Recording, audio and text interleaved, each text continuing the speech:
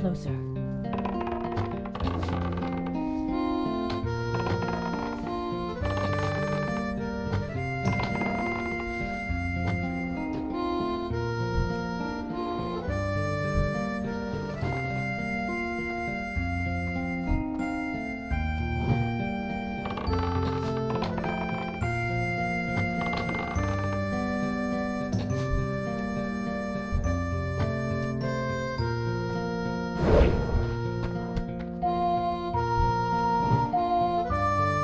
I'm out of range.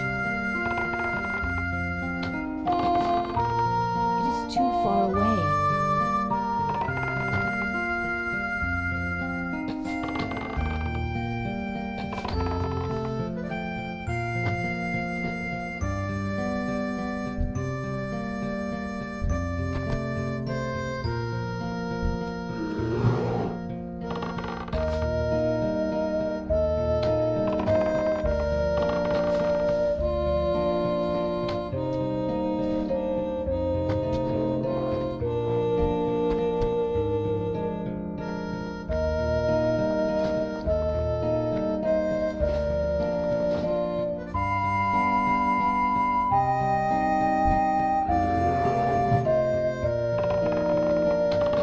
Not still recharging.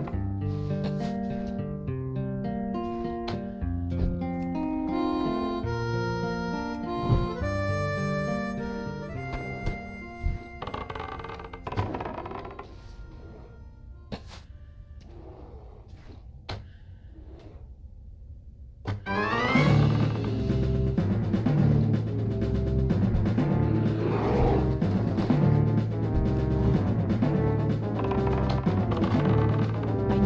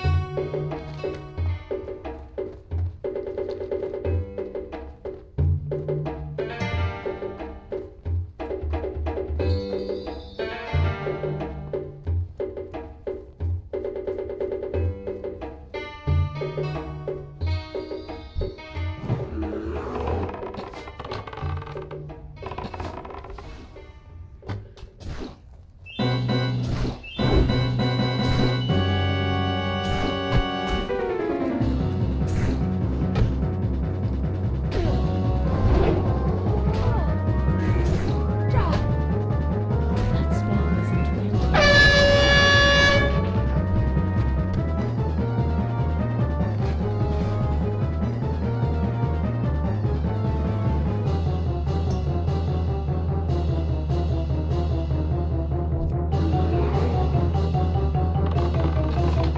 That's still recharging.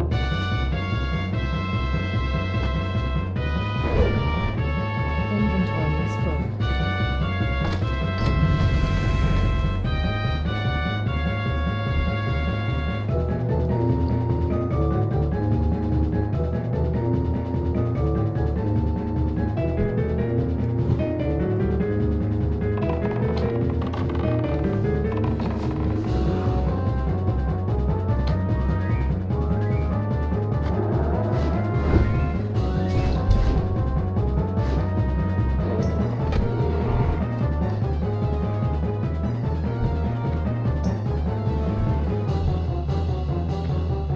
It's too far away.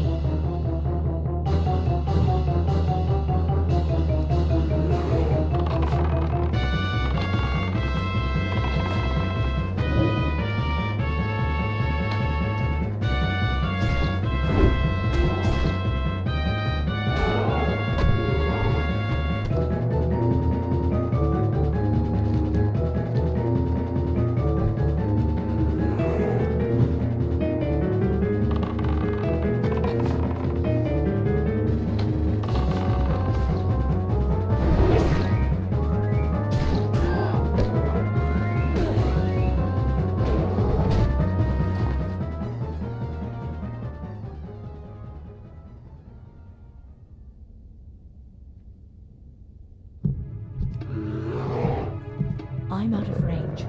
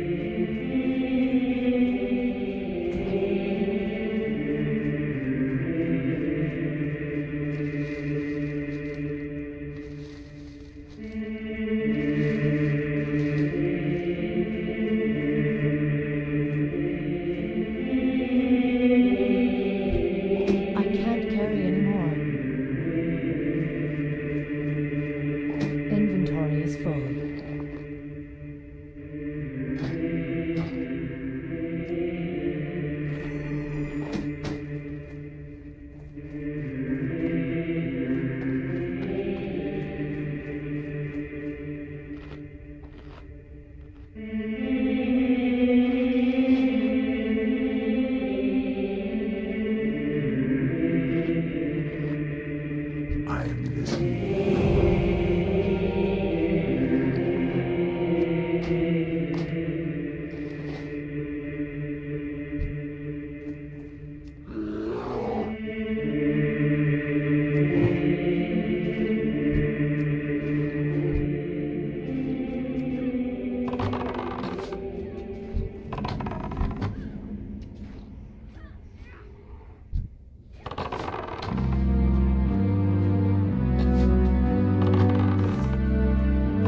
can't cast that yet.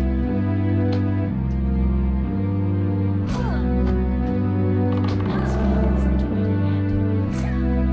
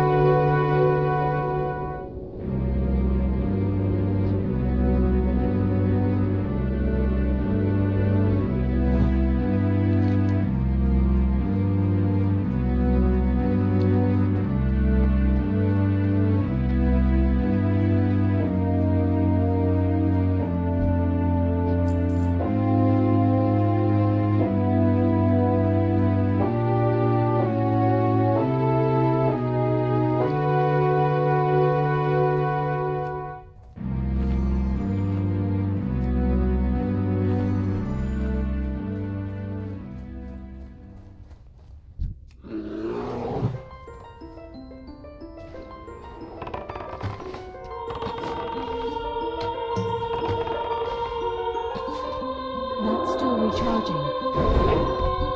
I can't loot that.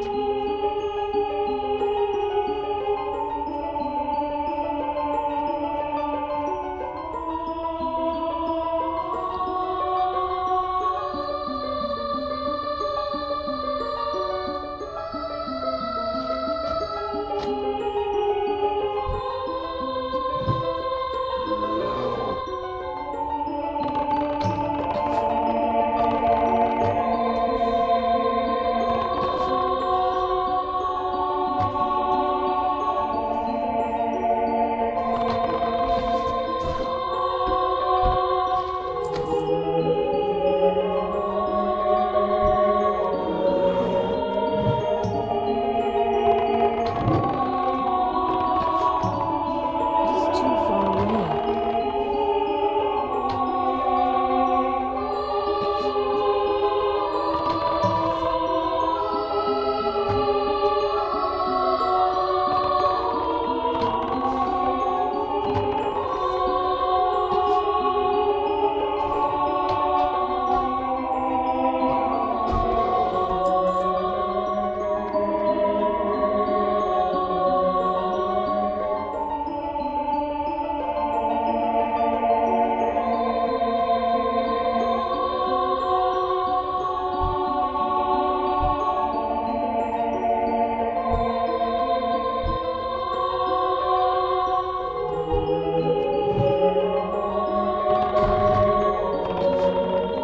I'm out of range. I can't cast that yet.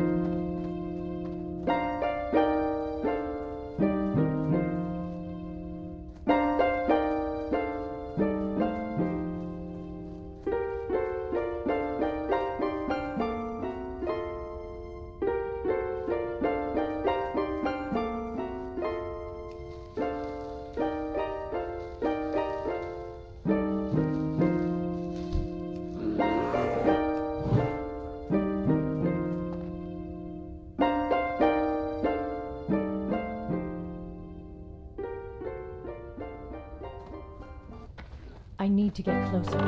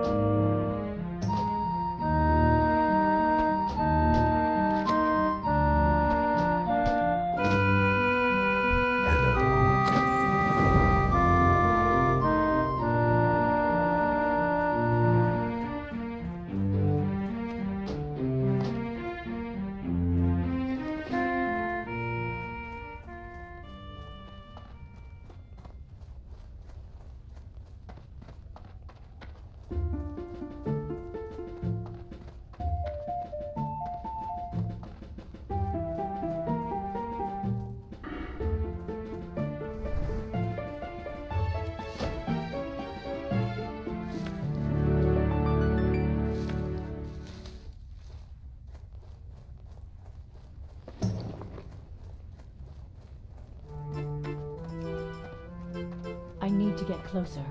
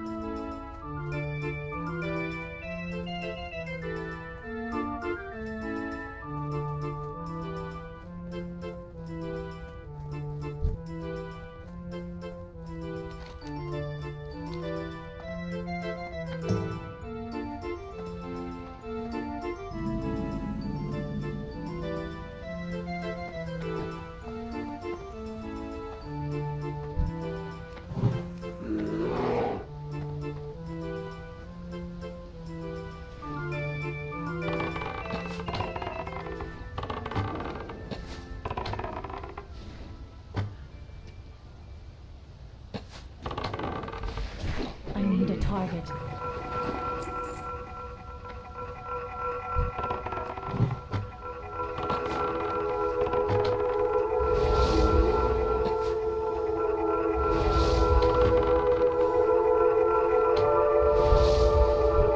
That spell isn't ready yet. I can't cast that yet. That's still recharging. I can't cast that yet.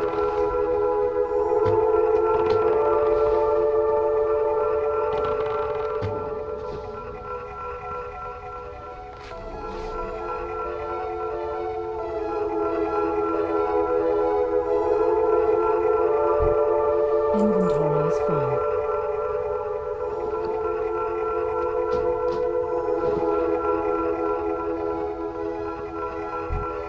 I can't carry anymore.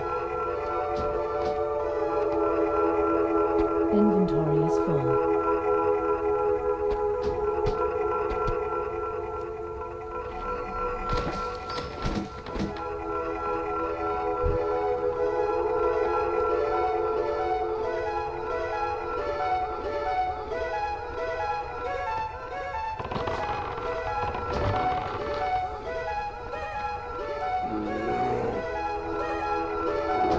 That spell isn't ready yet.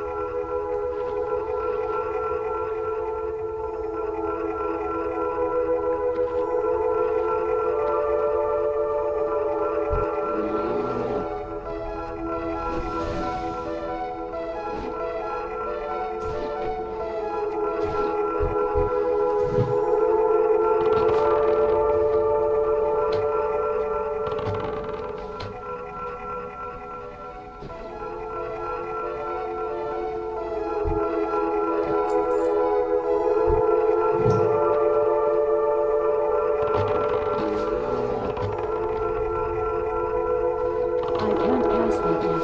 That's still recharging.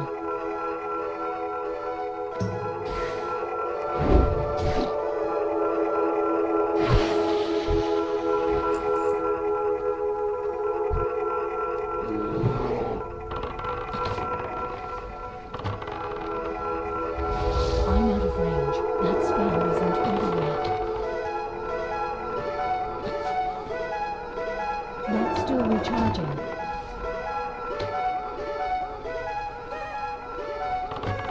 That spell isn't ready yet.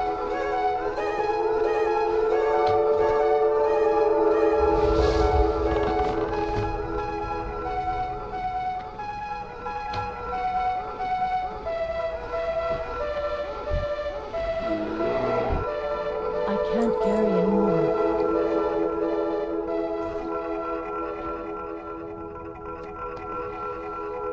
Inventory is full. I can't carry anymore.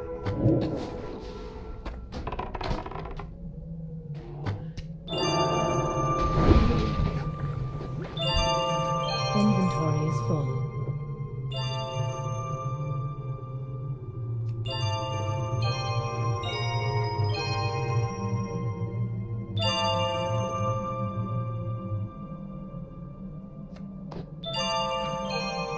I can't carry anymore.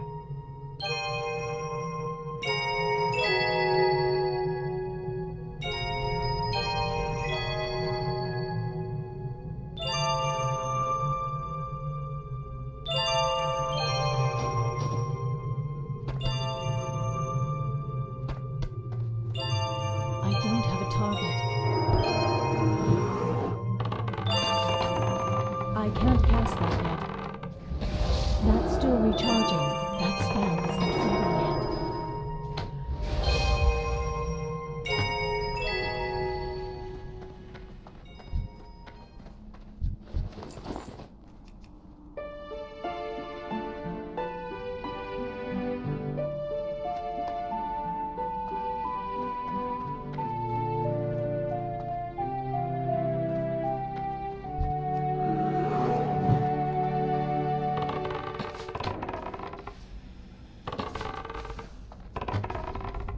I can't cast that yet.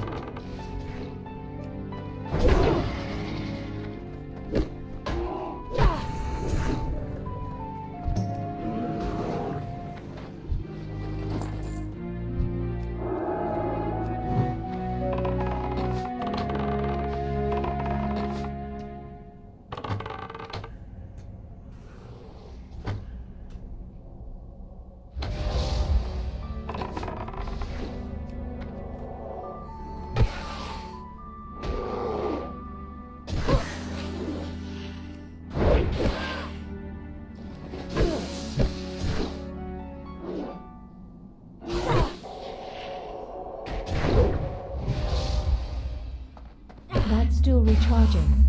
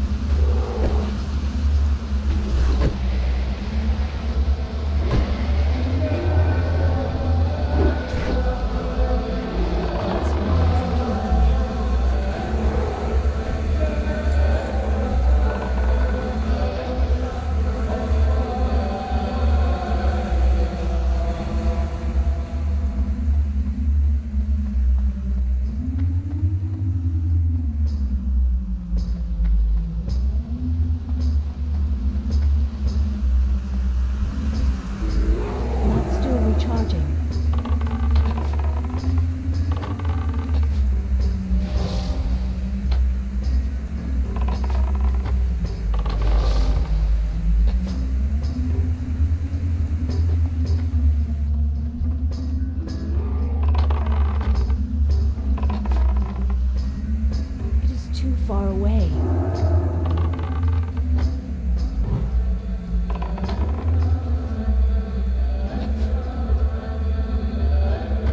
That spell isn't ready yet.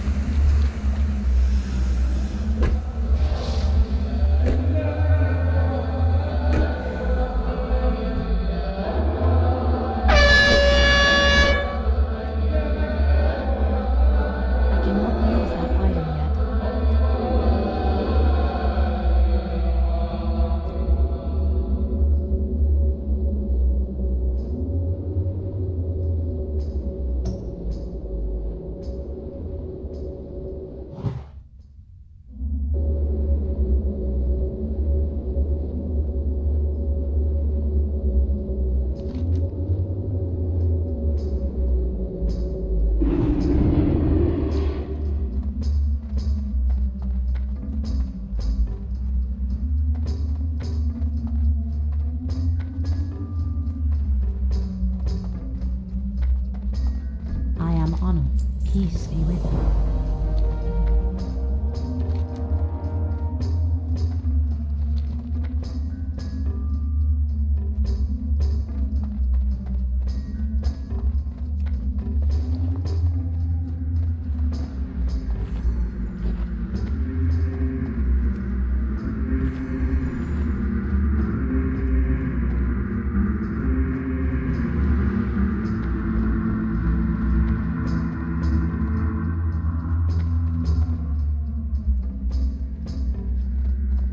I am honored. Greetings.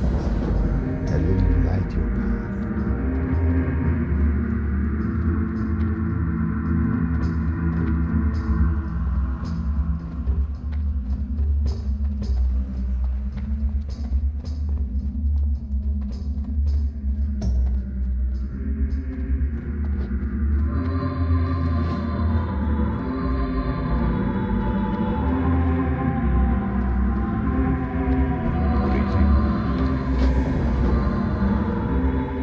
How may I help?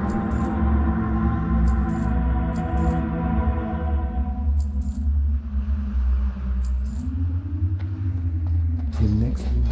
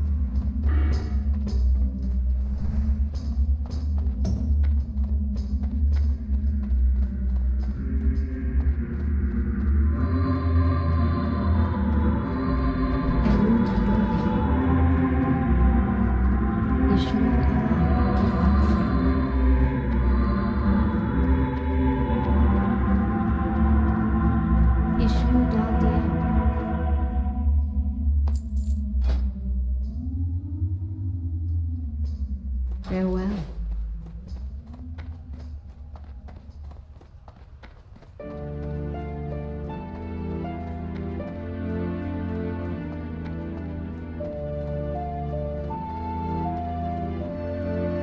I am honored. Goddess Lucky.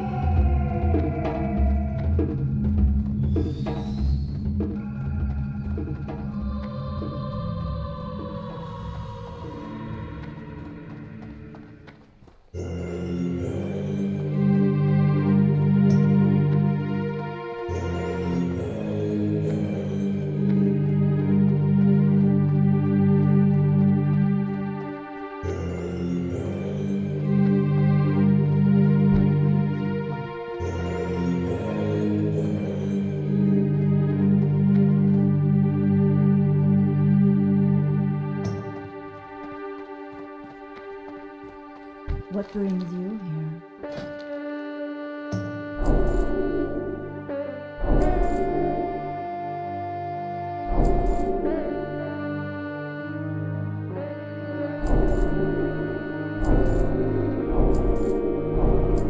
Farewell.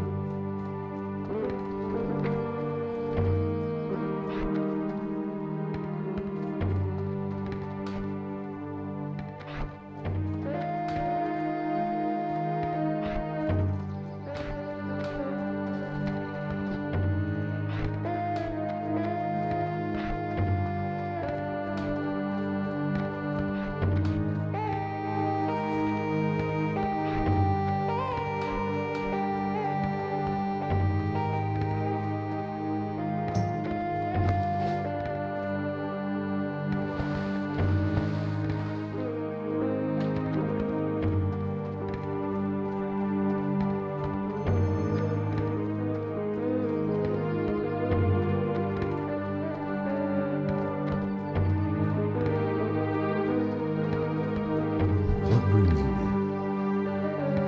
Goddess Rachel. Ishnu Allah. Good luck, friend.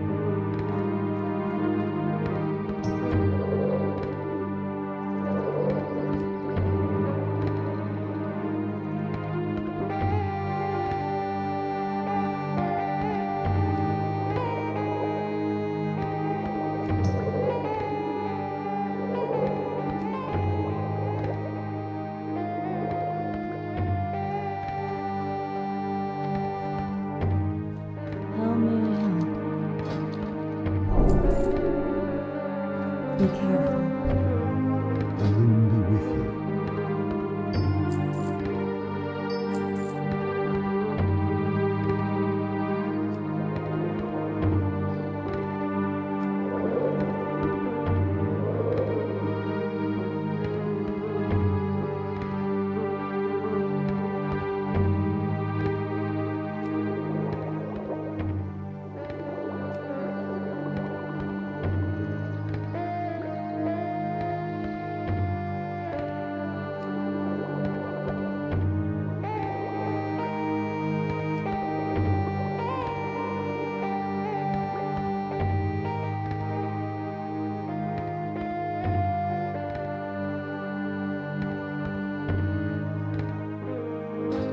Good luck, friend. Hello.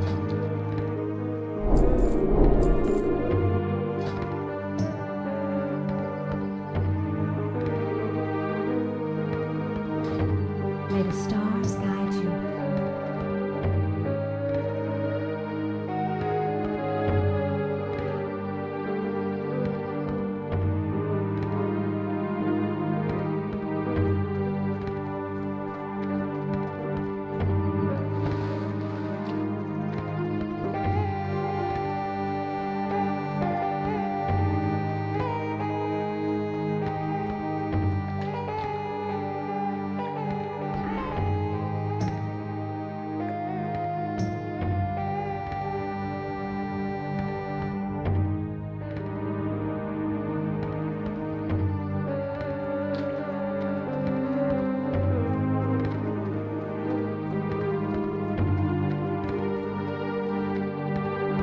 What do you think you would have to do to achieve that kind of a physique at 50? First of all, you wouldn't maintain that kind of mass as you naturally got older, normally, No, right? no, definitely not. Like, it's like the total. Again, it's like there's a reason why I feel that your body naturally down-regulates a lot of processes too, potentially to like conserve, like stay alive longer. Because the bigger of a human you are, the faster you're gonna die in general. Like, I don't see many like 7-foot guys walking around at 80 plus years old, personally. Very few. Yeah. Isn't like Bill Russell was like one of the few? I passed away. How old was he though? He was quite He was- old. Yeah, I think he got close to 90. Yeah. Okay. Yeah, but in general, like even bodybuilders, like again, they're subjecting themselves to absurd amounts of drugs, but at the same time, like the sheer body weight and the stress it imposes on all organ systems and the longevity of everything internally, not just like it's all something that accelerates you towards death faster, like essentially. So it's like Farewell. total antithesis of longevity at the end of the day.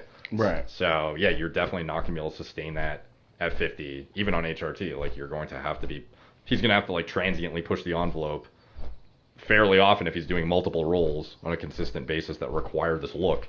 And it seems like he's been like pretty fucking dialed about maintaining it like year over year now. Yeah, he's never really gotten thin or fat or No. never shrunk down then built back up. Like, there's definitely something about once you've built the tissue, you can retain it with like a very modest amount, or at least to some extent. Like it's still going to typically be something outside of what would be normally achievable in terms of your hormone production, because if you went totally natural, you would just fucking melt away.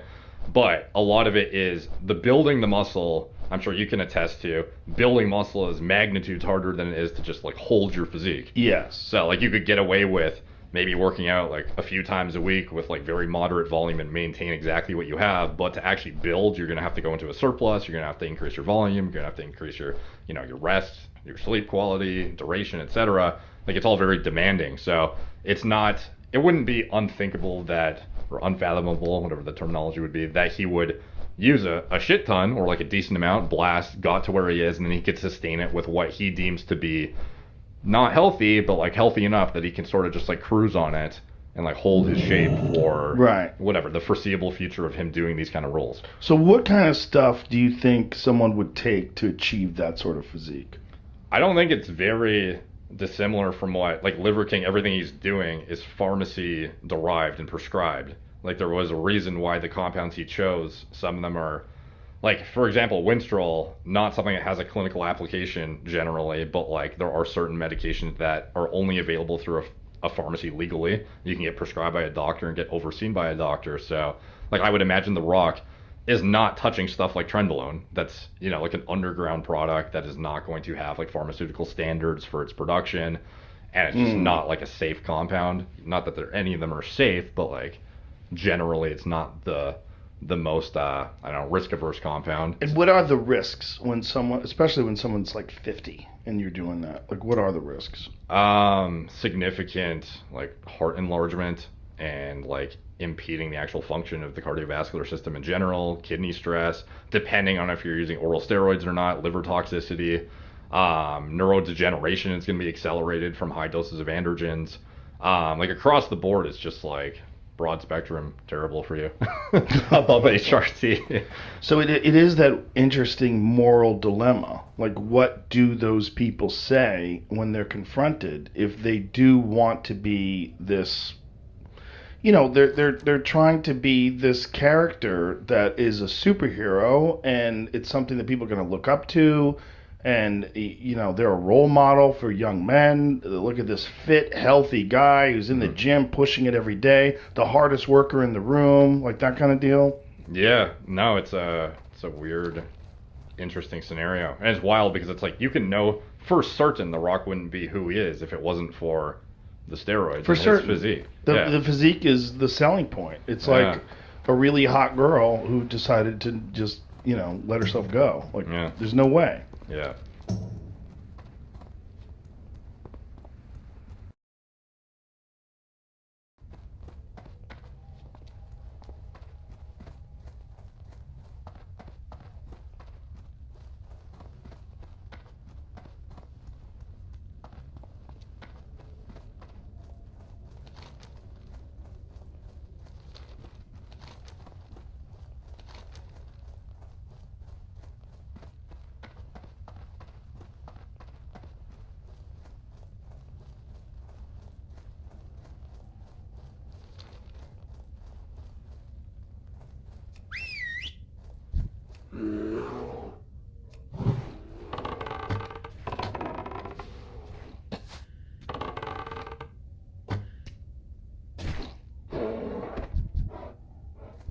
I can't loot that.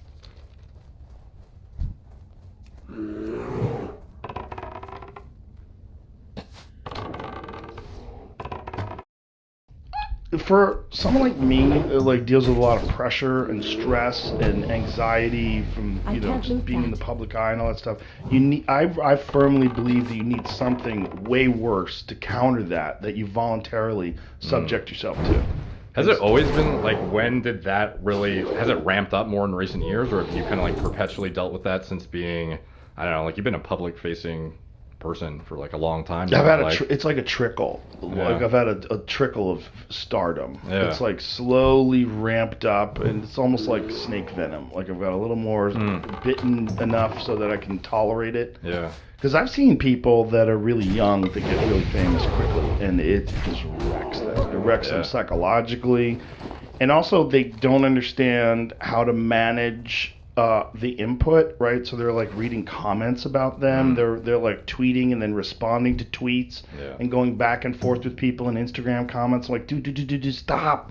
And You then still I'll do that, eh? Ignore them I entirely? don't fucking read Yeah. a goddamn thing. It's the only way. It's the only way you can stay sane. You know, my friend's like, I can't help myself. I'm like, you 100% can help yourself. Yeah. It's just don't look at it. It's not an option. I know I don't have that option. There's no option to look at them. Post up, I keep going. Yeah. You know, and I think that's very important because you're dealing with, you know, with my case on my Instagram, I think it's like 15 million people. That's a lot of fucking people, man. That's too Yeah. many people. There's no way you can, that's manageable. You can't interact with those people. People could say mean shit to you and it'll hurt your feelings. Why would you subject yourself to that? Yeah. But I think even like articles written about you, you have to have perspective. You have to understand like who's right. Well, why are they doing this? They're doing this because you're successful. They're distorting who you are in order to make this look better. So you have to do something, I believe, something to offset that. And one of the best things is really brutal exercise. Brutal physical exercise and then sauna and cold plunge, in my opinion, are the very best things to mitigate the effects of that because they're so hard to do that the other stuff just seems easy. It's like, so someone said something mean about you, like, whatever. Have you ever had like a time you just had to totally disconnect from everything to mentally handle it, or No. like no? You're No. pretty good about. Yeah, just don't read about me. Yeah. Let's read about other stuff. I mean, I feel like you're supposed to, you know, look, there's people that live in war-torn parts of the world. There's people that were born in dirt floors and, you know, they're dealing with rebels and they hear gunfire in the middle of the night and either their children get killed or their family members get killed. That's real problems. Yeah. But the problem is someone saying mean shit about you on Twitter. It only seems mean. Yeah. It seems awful because you're interacting with it. If you don't interact with it, it doesn't even exist. Yeah, it's wild how much just your state of mind can influence like how happy or not happy your life is and like how you perceive Yes. external stimuli. Very, very much so. And Yeah. also the kind of people that you surround yourself with. Yeah. That's crucial. You have to have a good tribe. You have a good tribe of fun, healthy people. If you don't, you're fucked. If you have backstabby people or gossipy people or mean people or resentful people, or you're constantly dealing with somebody who's like, you know, always fucking falling off the wagon. You got to go rescue Mike. He's under a bridge shooting heroin. Fuck. Yeah. You know, like if you have enough of those people in your life, they will derail any progress you're trying to make, any self-improvement, self-growth. I think, you know, obviously you should be there for your friends if something goes wrong, but you got to recognize when this is an unstoppable pattern. Yeah. You know, and I'm not just talking about addiction. I'm talking about everything. Like with some people, it's gambling. With some people, it's food. With some people, it's just fucking. Some people they just sabotage their lives. Yeah. And if you're around that person, they're always sabotaging their life, and they always expect you to come in and fix it for them. Like they can absorb a significant amount of your resources. On the other hand, if you have friends that are positive and healthy and thankful and appreciative and they're fun to be around, and those people can enhance your life, you enhance their life, and everybody grows together and everybody has a good time together. That's a big key to being able to manage this stuff. As you've exploded, did you like have a conscious shift towards that? Yeah. Okay. Yeah, I learned. Well, I've always like been a very loyal friend, and I think that it's very important to have good friends, and it's also very important to like. So I come from the martial arts world. In the martial arts world, you need training partners, Yeah. and without training partners, you never get better. You want elite people around you, and so that you have to hold yourself up to the standards of their technique and their abilities, and it's the only way you get better. You get better by being in an environment with a bunch of killers. Iron sharpens iron. So when I was a kid, from the time I was young, we always valued people who were very, very good. You never tried to pretend they weren't good. You always valued them. And you always looked at their, like, oh, he's the best at this. Like, watch how he does this. And then you would learn and grow from imitating them or asking them. Like, most of my martial arts techniques that I learned, no, all of them, I learned from other people. All of them. I never learned anything on my own. Yeah. Never figured out anything. And nothing I do is original.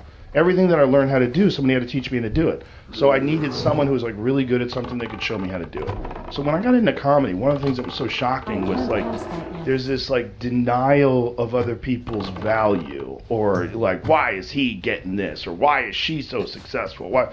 My mentality was this martial arts mentality. Like, look how good he is at marketing. Like, look how good he is at delivery. Look how he holds a pause. Like, man, look at that stage presence. Look at that. Look how relaxed he is up there. And it was like, I wanted to compliment them.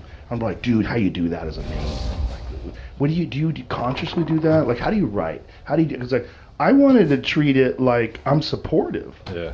And in the weird world of television and comedy, it was a scarcity and a famine mentality because there was only so many jobs, right? So if you wanted to be on a sitcom, if you and I say we're in the audition room and we're both, playing Tom, the fucking security guy on a sitcom, if I knew that you're my friend and you were reading, like, I might fucking derail you. Yeah. I might say, look, you look like shit, Derek. What are you, fucking losing weight? Like, you'd say some gross things to each other, or you'd be, that person doesn't represent a colleague and a friend. That person represents the fucking barrier that's going to keep you from success. You want to be in that house in the Hollywood Hills driving a fucking Corvette. Come on, baby. You gotta succeed. And that mentality fucked with comedians for a long time. And then the internet came along. And what the internet showed everybody is like, no. These people are assets. Like, you have them on your podcast is better. And then you tell people about their podcast, and their podcast is good, so now people listen to you. If you say, hey, go see Tom Segura, he's fucking hilarious, people go see him, like, you're honest. You tell the truth. Like, he's really good. And so then it's good for everybody. So he blows up, you blow up, and then we all help each other together. So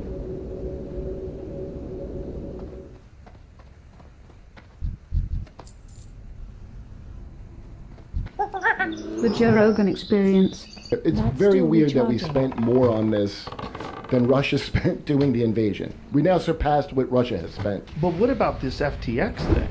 Oh yeah, well, That's where it gets crazy. which I love is they're all reporting on like how could this happen? Like, he would play League of Legends while he's on the phone doing a $20 million deal, and then who was it? Goldman Sachs. Somebody's like, I love this kid. They all think it's great. They're like, how Yeah. could they think that's great? Because he's a rich kid with connected parents. It's not, if he was just some jerk off the street who looked like that, Right. they wouldn't be like, oh, this is great. Well, his mom was a big Democratic Party operative, right? Wasn't she something along Yeah, those lines? also MIT, the guy at the SEC that he would talk to was an MIT Hold professor. on, go back, Jamie. What did you just show me? I was trying to find the actual thing, and that wasn't it, but this is what he was talking about. Crypto's biggest crash saw a guy playing League of Legends while luring investors. So while he was looking for, he was playing this fucking game while Yeah. he was talking to the investors. If you just pay a bunch of money to the media, which is what he did, they'll just write things about how great you are. That's the other thing. He You was a donated. jerk off. Yeah. They'll write because there's only two kinds of stories. My friend, he used to work with. She told me it's either puff, outrage. It's like puff pieces or hit pieces. That's all they do. Because that's how you get people to look at it and whatever. So that's So all you they can could do. bribe these companies to do puff pieces. That's what he did. Isn't that wild? The guy from Shark Tank that they asked him, he's like, I'd work with him again. The guy Well, I think he was actually one of the guys that got paid too. Of I think he's course. one of the spokespeople, wasn't he? Yeah. Kevin O'Leary? He had to give some fun disclosures on that video where he's like, before we get started on this, let me tell you that all my business accounts are involved in FTX and I've invested Dude, in there's it. a video Oh of my him goodness. on Shark Tank tearing apart some guy who brought a Ponzi scheme to him. Oh no. In fact, what did I say? I think it's CoffeeZilla. I wanna Maybe say. he believes in this kid. Yeah, I bet he does. It's just if you know the right people and his brother works with like a Gap or something, I can't a pass guard that against now. pandemics. Every single thing that I you need would to get see. closer. Did you see what the young lady said? She posted it on Twitter about her regular amphetamine use. Oh, the chick. Making people make life. What does she say? I did. Makes real life seem silly. Yeah. See if you can find out what her post was. But she was talking on Twitter about how consuming amphetamines on a regular basis. Yeah.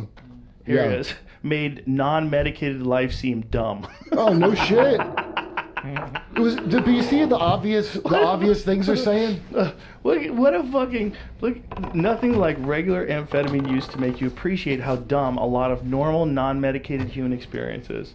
That is a hilarious thing to say from someone who in April 5th of 2021 is responsible for how much money? Dude, but you know what's crazy? They're all whacked out on legal prescription drugs. Yeah, they're whacked out on. There's another thing that he was taking in a transdermal patch. He was taking Schledgeline or something like that. I just watched that dude. He's like a weightlifter guy. More dates, yeah. And More he was- plates, more dates, Derek. Boy, that guy knows all the Oh my chemical. God, Was he he's- like a chemical engineer? No, man, he's just fucking super smart and reads research. I know, it's so funny when people are I like, thought he was a chemist.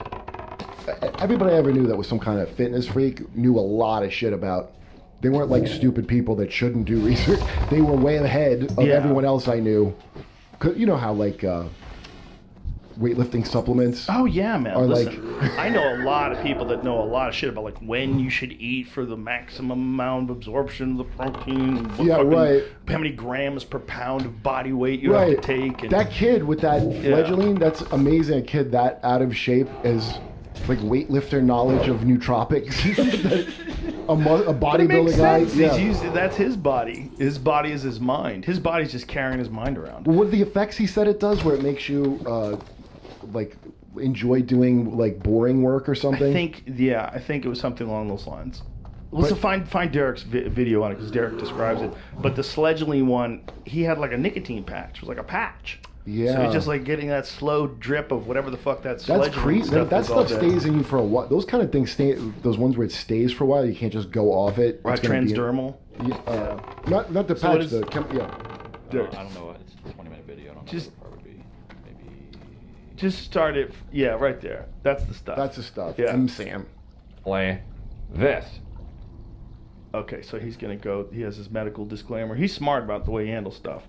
What's up, guys? Derek, moreplates.com. Today we're talking about Sam Bankman-Fried and his nootropic use, his drug use, his cognitive enhancing, dopaminergic enhancing drugs that he's using to stay cognitively fucking dialed, dude, for being the hyper-productive entrepreneur that he is, bro. So if you haven't seen, I'm guy's sure you've great. probably seen if you're clicking this, the FTX debacle. He's all in the news and has been for a minute now. Crypto fears contagion as billions owed to creditors. Sam Bankman-Fried becomes an ESG truth teller. FTX fires 3 of Sam Bankman-Fried's top deputies. Celebs like Tom Brady, Larry David did ads for crypto giant FTX. Now they're getting sued. Sam Bankman-Fried says fuck regulators. Musk's Twitter ultimatum and making TikToks instead of ads. This is Matt Levine on the collapse of Sam Bankman-Fried's FTX and Alameda. So apparently this guy went from a billionaire to nothing essentially overnight from this complete disaster of a situation. If you want some insight onto exactly what happened, check out CoffeeZilla. High quality information on a regular basis in a highly entertaining format. Highly recommend his channel for anything crypto, scam related essentially, or anything financial. You know who has a good thing on FTX that is not making any conclusions to? This guy, Upper Echelon Games. I watch a really good. It's actually like great. I can't remember what it is, but it's about FTX when it fell, and he just doesn't claim anything. He just shows like it's worth watching. That other guy, the guy who was the head dog at Google, was it Google or Facebook? Chamath? Where was he from? Was he from Google, right? At the venture capital. Probably used to work But there. wasn't he like Back in the the day. top guy of Google?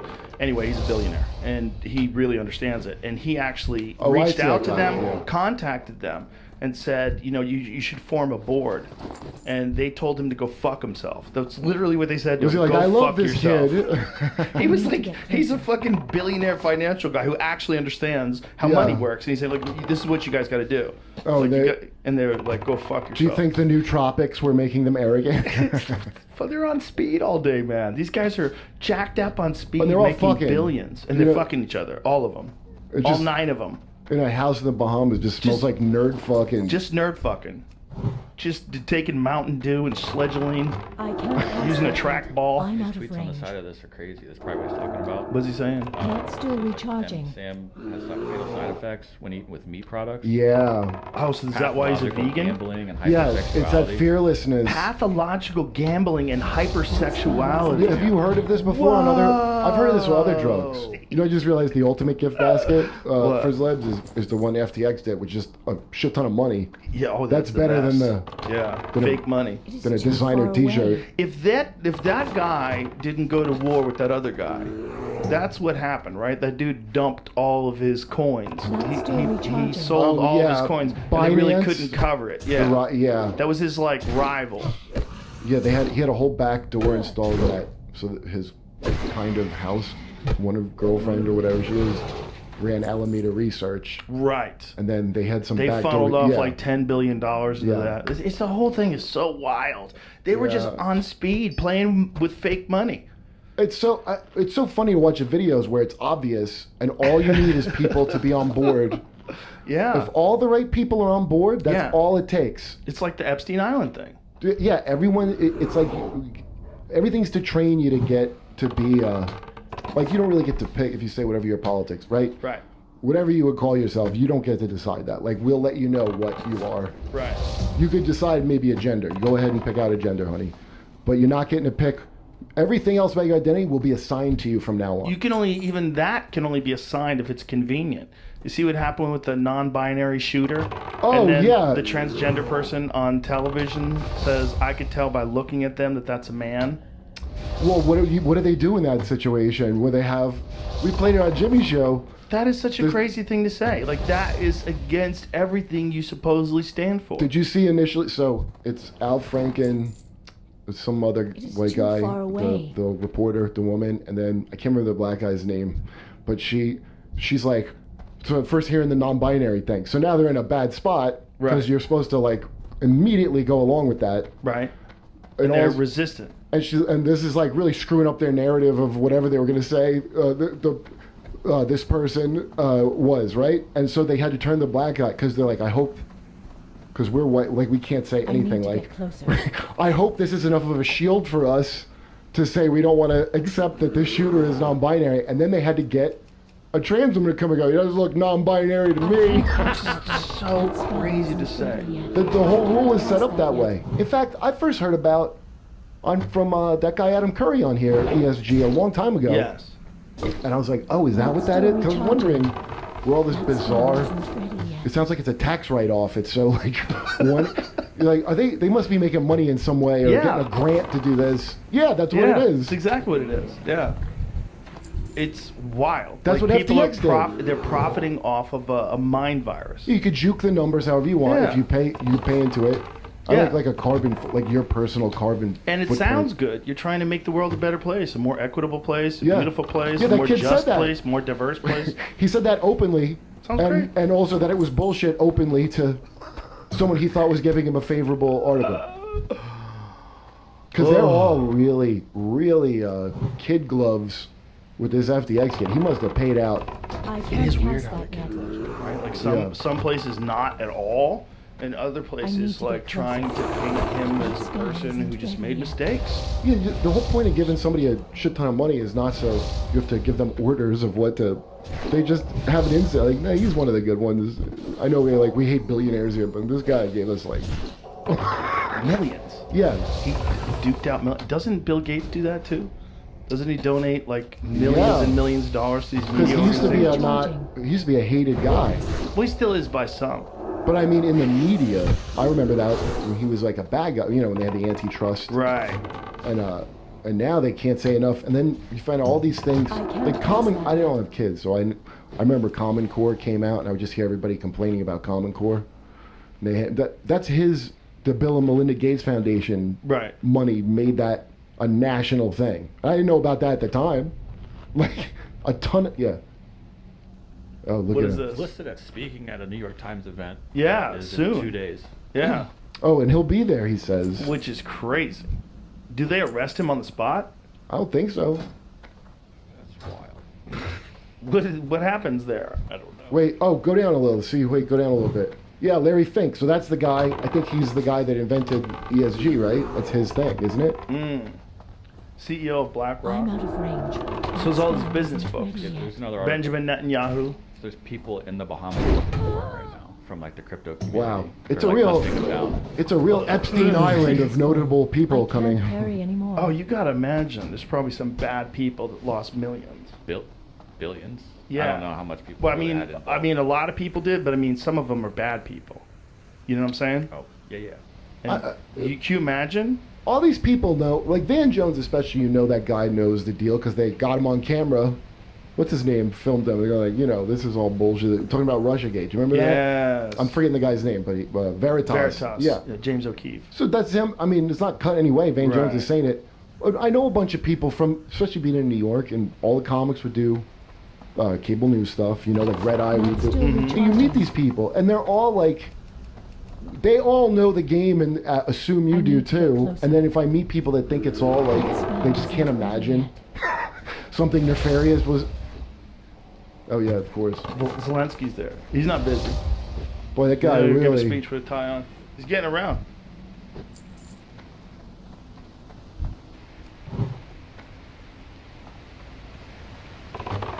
It's too far away.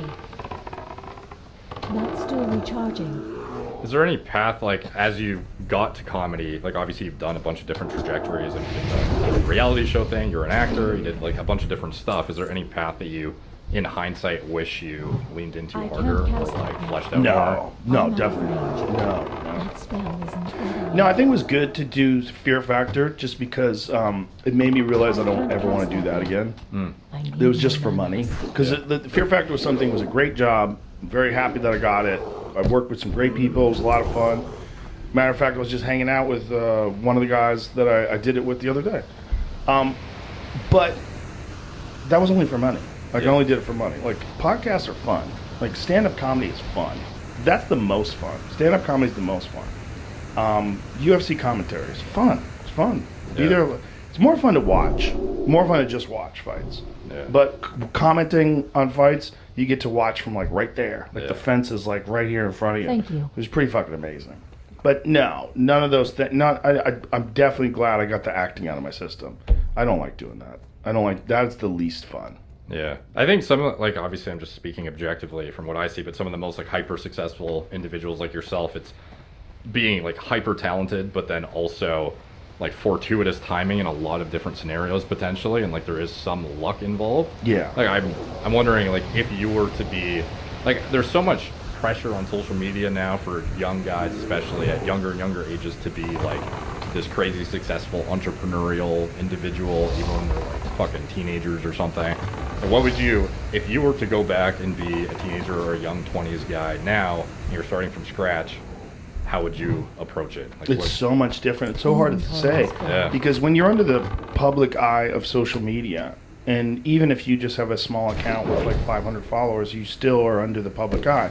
Because something you say can go viral, and then either you blow up or you're fucked. I Like can't either one of carry those scenarios anymore. is possible.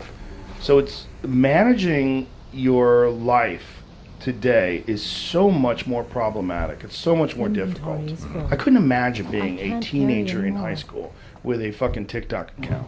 Yeah. Like, we could just say wild shit. How about that guy who was a football too player far away. who got denied a scholarship because he was singing along to the lyrics in a rap video and he said the N-word?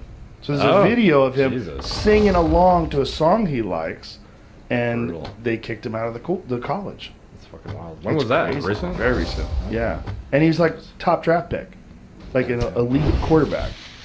Inventory is full. Yeah. Somebody else gonna pick him up, or I'm gonna hope so. Yeah, I hope that's- so. that's But I mean, wild. imagine. I mean, that could change the trajectory of his entire life Yeah. because he was 15 and he thought he would.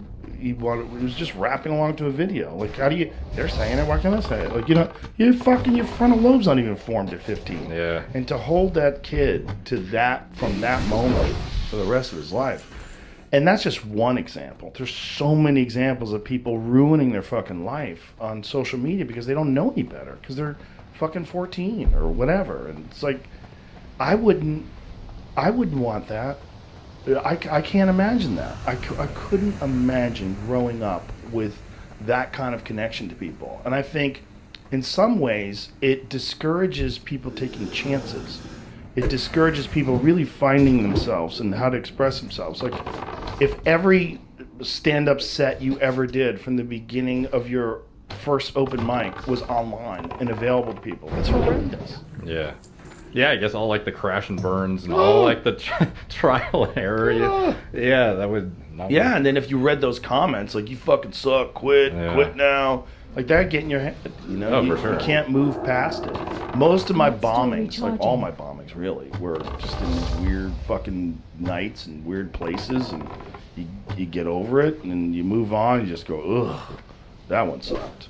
You Yeah. know, that one I shouldn't have been drunk, or that one I was I too can't tired, or carry that on. one I was too green, or that one I couldn't follow that guy. And these are all lessons that you learn, but you don't want to dwell on them constantly, because if you do, you will put yourself back in the mindset of that person who you were when you were failing, Yeah. which I think is just like very detrimental to growth. Like, you gotta be aware of shortcomings and failures, but you can't dwell. If you dwell on them, then you're maintaining this mindset of a person who just failed years after that failure. Yeah. Like, that was a long time ago. Like, you gotta move on. Yeah. And if you don't move on, you're gonna get stuck. And some people, look, there's some people that get stuck in high school forever. Yeah. Forever.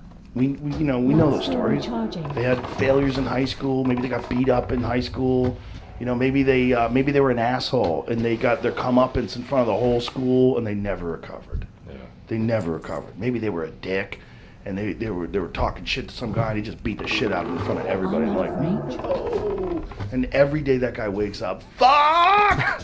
Years later, and thinks about this failure. No, it's wild how like the earlier stuff happens. It seems to like very much affect the trajectory of your life. Yes. Like very significantly. Very significantly. High school's a big one, man, because it's like you're changing from a kid to a person to an adult. Like, it's in that process, so many mistakes are made.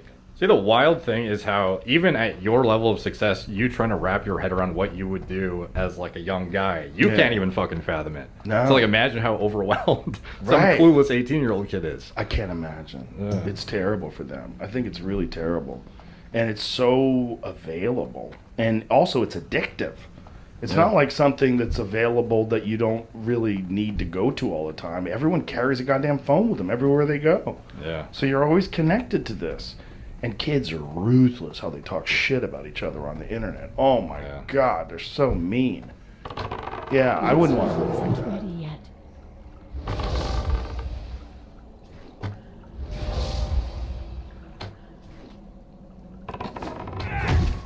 Hey man, are you Alpocalypse 423? Yeah. What's the deal? You got me running all over the place day and night. Oh, I have Spectrum now, the fastest Wi-Fi speeds around. Oh, that's cool. How about we just pump the brakes though, now and again? This thing's like 2,000 pounds. You want to hold it? Yes, I do. Well, you can't, because it'll whip your arms right out of your body. And then how you gonna play your game? Sorry, I it's just can't really, loop really that. fast. But if I just split your house in half with my Warhammer? It still works out here, so it's pointless. Spectrum One delivers the fastest Wi-Fi speeds in the nation. That's game-changing speed. That's Spectrum One. The Joe Rogan Experience. Speaking of shame, this now I'm just getting. This is you and I are the perfect people to talk about this crypto Because we're collapse. scientists. Because Oh, okay. we have Economists. Yeah. Yes. We have strong opinions and no information, which is a great combination when you're dealing with the fact that people have lost billions and billions of dollars. But so Jamie's been filling me in on this over the weekend. And he also is an economist. Yeah, I don't not the Jamie not a source. is our go-to expert I'll on this, just find interesting links and say, hey, check this out. which is fine. Yeah. That's journalism. Yeah. And as a journalist, what's your conclusion? It seems like, well, here's the thing. If you're running any kind of currency operation and you're involved in a polyamorous relationship with 7 other people, I gotta think you're wacky. 9 other people? 10. 10 other people. 10 total. What do? They just were polyamorous, living in a house We together? all live together in the same place in the Bahamas. And they all just bang each other. Hey. So wait, set this up because you're kind of starting in the middle. What are we talking about here? Fun. Talk about a lot of Sound- fun in the Bahamas. Yeah. With billions of dollars, other people's money. Is- Whoop, whoop. Someone call that a tax haven? Tax haven. Yeah. So this fella was running this exchange, and they also had tokens. Someone explained it. Someone did a really good job of explaining it. and we could play that video, but it might take too much time. It's like a 12-minute video. But he was explaining how these tokens are like, they're essentially unregulated, but it's almost like you're owning stock, and or almost like owning coin. It's very confusing, but it's one of those classic examples of people try to cash in, and then the whole thing came down. Yeah, the term Ponzi scheme has been thrown around quite a lot. Well, there's not just that. There seems to be money missing, like a lot of money missing, that got moved from one corporation to a sister corporation. So this is FTX, right? Yes. Yeah. And apparently they reached out to Coinbase. You are too kind. I read that they reached out to Coinbase, and Coinbase is like, we can't help you. This looks bad. Like, what's going on over here? And then now it's sort of imminently collapsing, and tons of people have invested tons of money over there, and they don't know what the fuck is going on. And people are trying to pull their money out by buying NFTs for ridiculous amounts of money in the Bahamas, because apparently people in the Bahamas still have access to the thing, to the exchange. Is that the case? Yep. Then they would imagine that they're reaching out to the person and buying this NFT that would have yesterday been worth $9 and now it's bought like 10 million. Right. To then make like a currency exchange, like you can keep 10% of that. But So they jack up the value of it. Right. So they basically say, look, I'm going to buy your NFT for $10 million. I'm going to give you $1 million, and then you give me the 9 back. And so that's how they're exchanging money and trying to just draw it out of this account. Right. And who knows how that's going to work out. Right. Whether people are going to be like, fuck you, I got your money. You're like, how's that work? Right. But all of it is run by this guy who they were in the middle of profiling him. Who sent me this? My dad, Michael Lewis, the guy's name. He's the writer of like Moneyball, Big Short, many books. And so he was in the middle of profiling this guy when everything collapsed, which is wild. It's still recharging. Wild. Yeah. Like, what are the odds that that happens at the exact same time? Because this guy was this wonder kid who had developed this thing, was worth $15 billion. And was like wearing pajamas and shit, like one of those like eccentric cats. Didn't all of crypto kind of take a big, massive hit though? I think all of crypto did take a big, massive hit, but I think this is a lot crazier than that. Right. This isn't just that, like, crypto took a hit, everybody's business is fucked. This is like shenanigans. Like some high level, like serious shenanigans. That spell isn't The most generous billionaire. Yeah. That's part of. So there's like, this has been unfolding like in real time on Twitter, which has been an interesting place to be for the last few weeks. But this guy apparently during this used a PR, I don't know if this would be a scheme, but a YouTuber was paid to make this piece about him and the way he gives away money, which adds to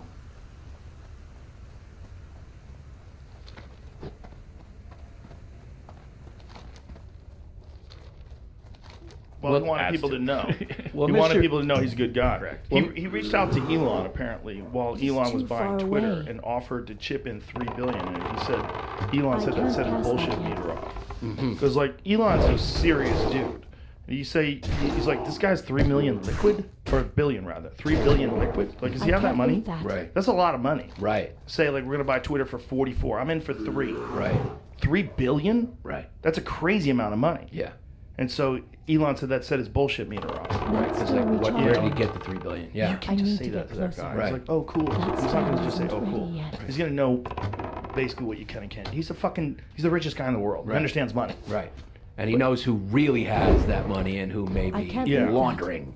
Well, who might be just kind of a crazy person who, you know, probably can't believe he's in where he's at. When you find stories about him from before, he was like the world's youngest billionaire, happened super fast. World richest person under 30, committed billions, the vast majority of his fortune, to tackling the most pressing problems facing the future of humanity. Where did that's he nice. get his money though? Like, Click on that. What are those most pressing problems? Click on that link. What is that link up there? It's on Reddit. I'll have to hold it. Oh, it's on Reddit? Yeah. Interesting. Like, I understand where Elon made his money. I think, like all things, he's probably not all bad. It just didn't work out the way he thought it was going to, and it was for so long. And he probably thought he could get away with doing what he was doing. And he probably also thought he was doing good. So if he really is, like, super charitable, he probably also thought that he was way smarter than he was, right? Because he's under 30, and he's a billionaire already. He probably thinks he's the fucking shit. Could you imagine if you were worth 15 billion and you were 28? You would think you're the shit. You would think you could do whatever. And also, you're banging 9 people in the house together. Yeah, I'd be doing bad stuff. That's too much money for a 20-something-year-old. You're not playing by any rules, anybody's rules. Fuck off. Yeah. And I'm going to give my money away to everybody. And I'm also going to move 10 billion over here. New York Post is reporting this stuff too. Okay, cryptocurrency billionaire broke the bank for Dems. Okay, so this might be real. So amid the jubilation and gloating by Joe Biden, Chuck Schumer, and pals over Democrats' better than expected showing in the midterms comes a disturbing story that may explain something about how they won such a curious election. Biden's second biggest donor, cryptocurrency billionaire Wunderkind or Kind? Wunderkind. Sam Bankman-Fried. Is it Fried or Fried? Fried? Yeah. Sam Bankman-Fried, a.k.a. SBF. I like that. Saw his business file for bankruptcy days after the election, but not before pumping $40 million into the Democratic Party to spend on get out the vote and other shadowy ballot harvesting mechanics for the midterms. The shambolic, that's a new word. Yeah. What's that mean? Don't know. What does that mean? Let's find out what that means. I'm confused. Shaman-like? What do you think it means? Maybe shaman-like. Chaotic, disorganized. Chaotic, disorganized. Oh, I'd say, yeah. Definitely. Shambolic, that's a new word. 30-year-old whiz kid once said to have been worth $16 billion had spent $10 million in helping get Biden elected in 2020. SBF's mother, Stanford law professor Barbara Fried, also the co-founder of left-wing political action committee Mind the Gap, which has raised a reported $140 million to help Democrats win elections through the same get-out-the-vote grift. A more unlikely billionaire you could not find, and of course his money was built on thin air. A math genius with poor social skills, SBF reportedly lived in a polycule, a polyamorous relationship with multiple people in a luxury penthouse with about 10 co-workers in the tax haven of Bahamas, where his collapsed crypto exchange FTX was headquartered. Wow. This is bad. This is crazy. Yeah. It's crazy that a person like that got to where he was. I mean, Reuters is reporting that between 1 billion and 2 billion of customer funds have vanished from FTX conveniently after the Democrats safely spent his money.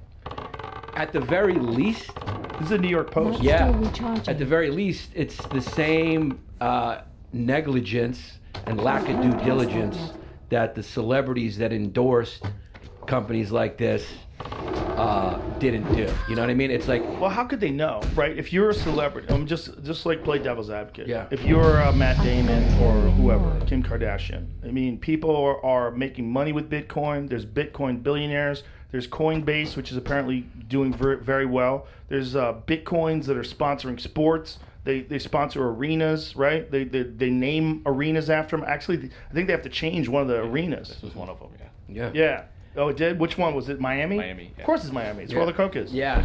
Party! That's the main economy of that town. So, how would they know? Well, I knew. I mean, I don't mean to say that, but it's like I always questioned it and I knew, so how come they didn't know? Maybe if they turned up their greedy fucking hat for 1 second and asked some fucking questions about what's actually going on, they would have known. Been like, what actually is this? But they didn't. They said, oh, he's offering me $30 million so I can endorse them. That'll make people believe in it more and they'll invest in it. And then we'll take that money and all your money that you're hoping is going to turn into more money when this thing blows up, we'll take that and fund the fucking we'll fund the political party. Yeah, it's slippery. It is definitely slippery. There's something. That's what happened. There's something very weird about it. It's the same thing.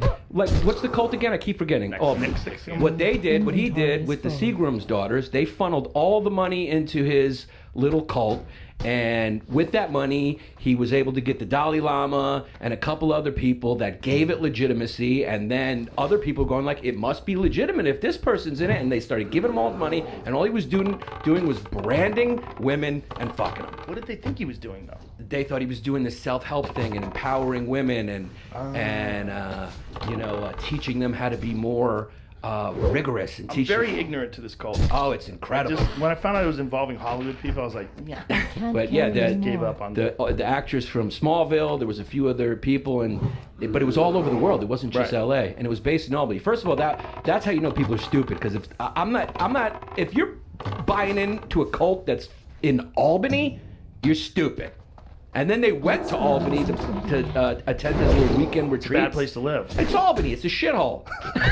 You're like, People this- from Albany are mad at you right now. Do you understand that? Well, they know I'm right though. It's a dump. It's the fucking capital of the state of New York, you son of a bitch. Yeah, I know, and it's I don't know why.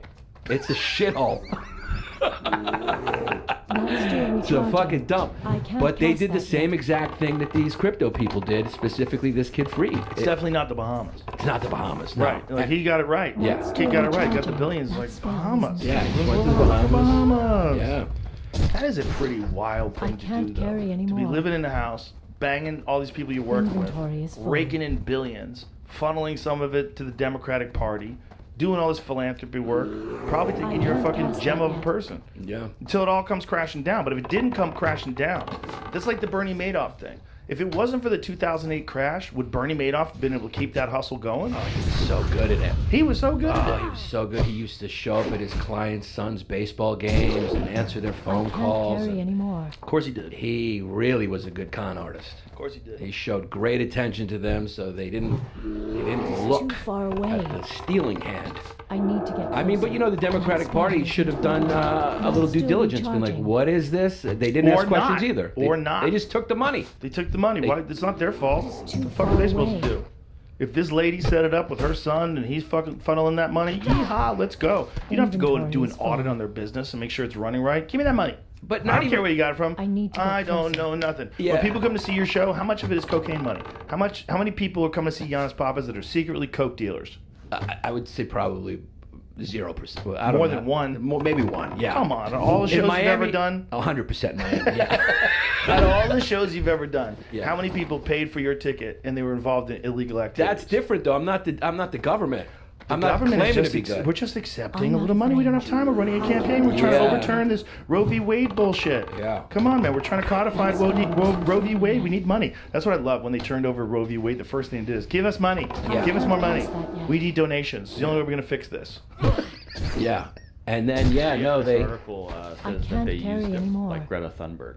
Oh, like Inventory is Greta full. Thunberg, the teenage eco-evangelist SBF, was manipulated into serving a useful purpose. Isn't that editorializing? Could be. You don't exactly know what was going on there. In other words, FBF's analytical IQ and social ineptitude made him a prime recruit for the cause of hijacking capitalism to divert money to left-wing causes.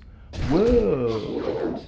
So the article describes Bankman-Fried's recruitment into the EA cult when he I was a can't young carry man at anymore. MIT as being nerd sniped, which is the practice of attracting brain power by presenting problems as puzzles. Whoa. EA is effective altruism. Whoa. Interesting.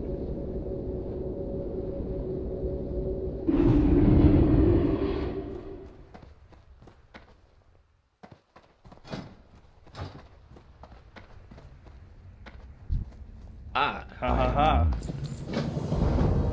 4, 3, 2, 1. Boom. Thank you. Thanks for doing this, man. Really appreciate it. You're welcome. It's very good to meet you. Nice to meet you too. And thanks for not lighting this place on fire. You're welcome. How That's coming later. How does one, just in the middle of doing all the things you do, create cars, rockets, all this stuff you're doing, constantly innovating, decide to just make a flamethrower? Or do you have the time for that? Well, we didn't put a lot of time into the flamethrower. This was an off-the-cuff thing, and so I have sort of like it's sort of a hobby company called The Boring Company, which started out as a joke, and we decided. Vishnu Allah.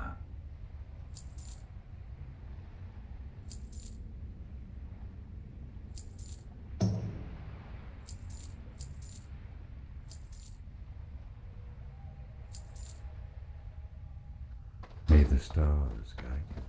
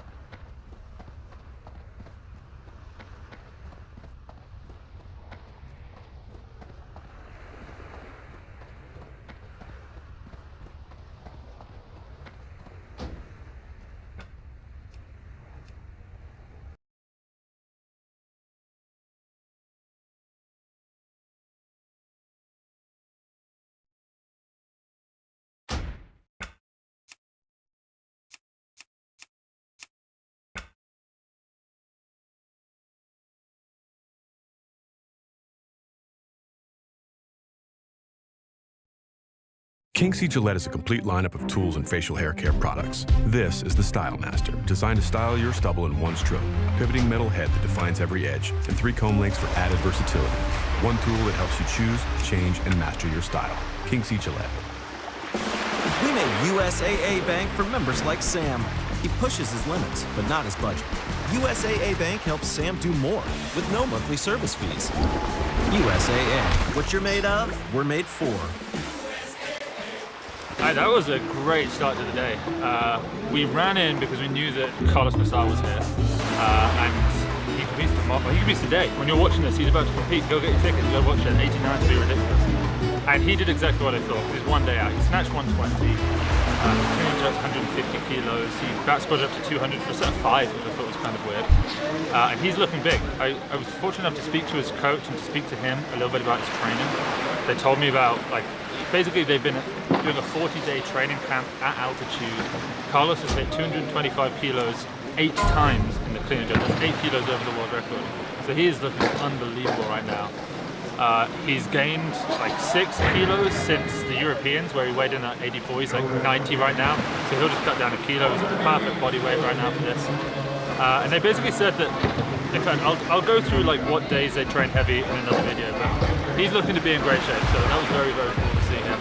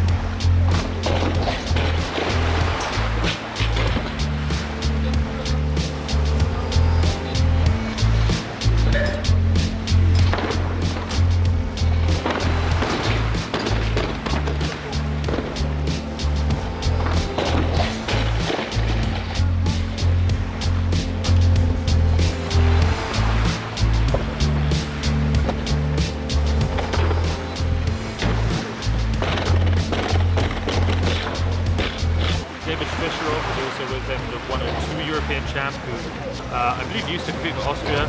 He snatched up to 160, looks good.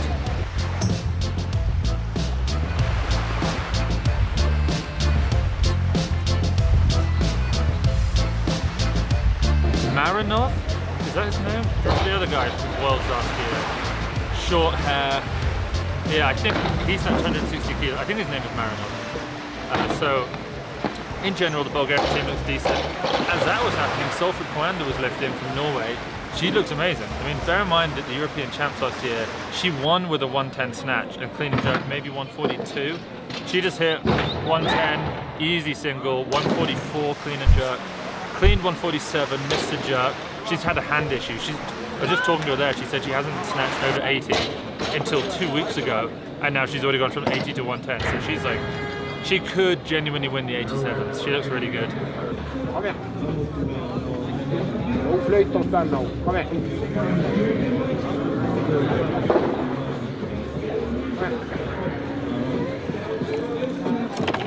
Ja, varsågod. Så trycka. Gott tryck på plats. Kom igen. Bara. Ja.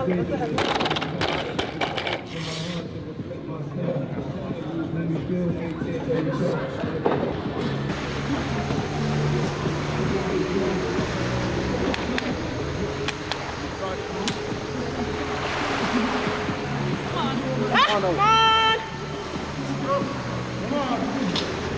Go ahead and hold it a little. Come in. Leave the light. Motivation.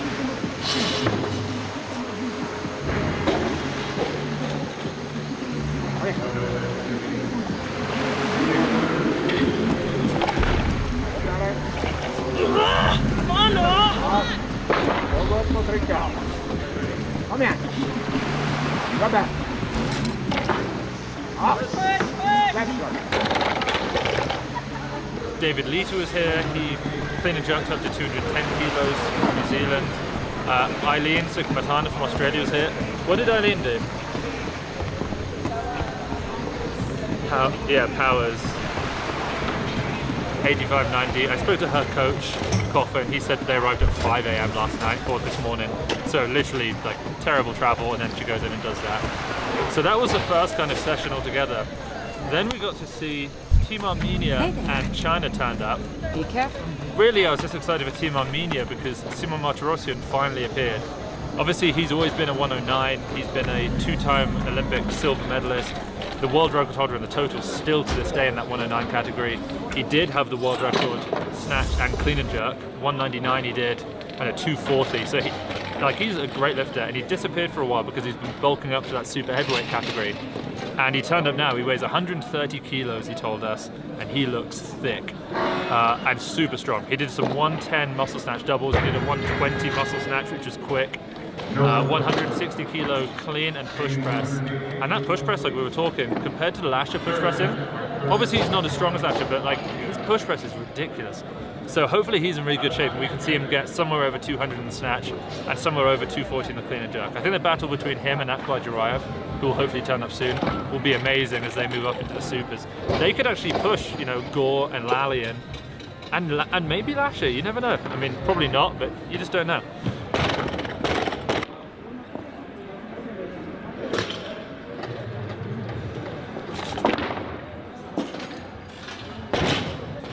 Over in Team China, we saw Wang Zhuyu went up to 155 in the front squat, did some reps at 145.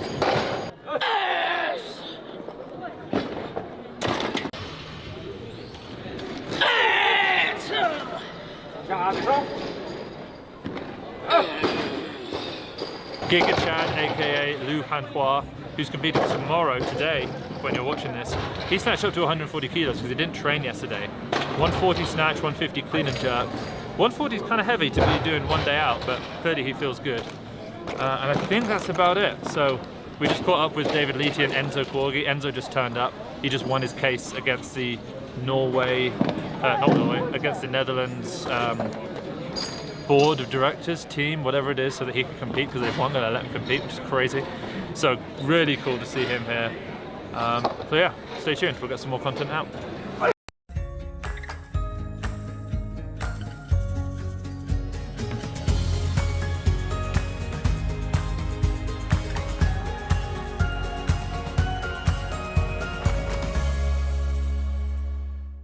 From the fairy tales of Shrek comes the legendary cat. Lunch meat!